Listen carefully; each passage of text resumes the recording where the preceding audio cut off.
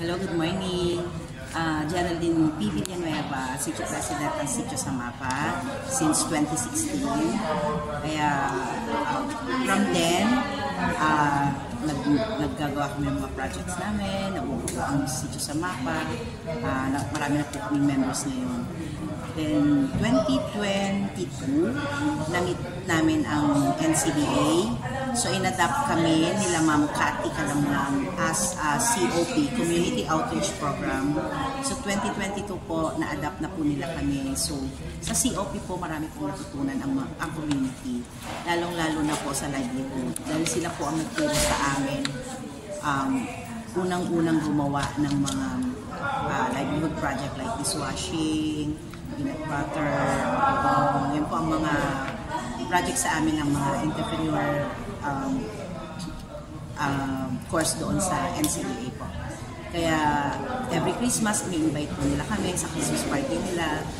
Then suddenly, naging isa na po kami sa, dahil adapted nga po nila kami, isa na po kami sa nabigyan nila ng isang malaking project nila, binigyan nila kami ng puhunan for liquid hand soap. Dahil yun po ang una nilang order sa amin. Dahil product po nila, kinukuha pa nila sa labas, then napag-isipan siguro po nila na total ito yung adapted namin, sa kanila na namin ibibigay. So pinag-aralan po namin mabuti magawa ng hand soap.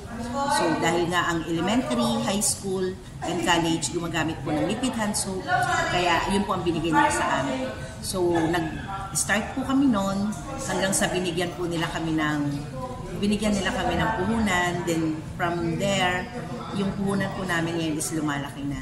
Dahil nga po, wala rin naman kaming knowledge lahat sa accounting. So binigyan po nila kami ng basic accounting course na kung paano po sa financial mag-report, paano po namin gagawin lahat ng tungkol sa finance namin. Dahil sa 15 po ng adapted community officers ng COP, NCBA, 15 po kami. So kami po yung mga working, mga nagtatrabaho ng paggawa ng liquid hand soap. So, bali naka 2 years na po kami. Hindi lang po liquid hand soap ang ang ginagawa namin. So, nagdi-distribute din po kami kila ma'am kung sino po ang gustong bumili ng like bagoong, alamang, peanut butter, at saka po candle making. Kasi po yun po yung mga tinuro nila sa amin. Kaya occasionally, gumagawa rin kami ng candle po. So yan po ang mga natutunan namin sa NCBA. Kaya maraming salamat po sa bumubuo ng National College of Business and Arts dahil nagkaroon po sila ng Community Outreach Program na isa po kami sa adapted nila. Napakaswerte po ng Sitio Samapa dahil ang laki-laking tulong po ang naibigay nyo sa community, lalong-lalo na po sa mga members namin.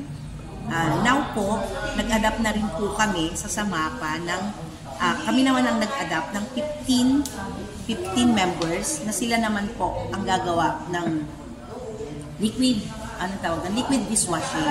Para naman po, meron din po kaming matulungan na 15 parents na sila naman po yung mag-market ng liquid dishwashing. Kaya po, we're very proud sa NCBA, COP, dahil natutulungan po nila kami. At one thing nga pala, dahil hindi lang po pala liquid hand soap ang ginagawa namin.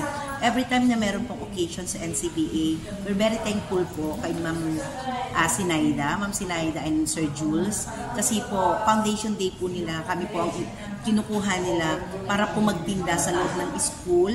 So, ang ginagamit po namin puhunan doon is yun din pong binigay nila sa amin.